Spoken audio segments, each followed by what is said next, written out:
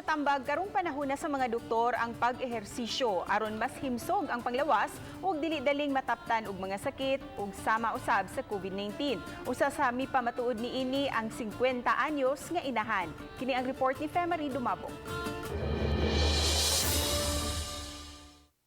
Kini si Luisita Hadolco o mas nailang Inday Hadolco.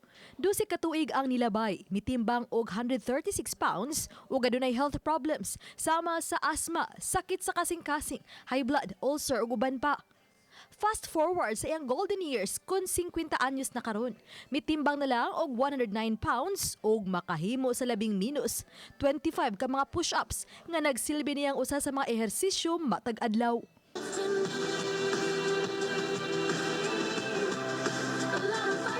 Nakapaaghat niya sa pag-ehersisyo ang iyang mga sakit. Sud sa 11 katuig, nakasalmot na usab siya sa nagrelaing mga marathon o triathlon. After na ako nanganak sa akong ikatulo, kanang sige na akong kasakit. So halos every week na ako sa hospital. Daghan ko kaayong kuan kanang maintenance ato. Siguro 6 tablets a day. Iyang giangkon nga nakapahadlo kaniya ang pagtumaw sa coronavirus disease. Kaya na siya daang balatian.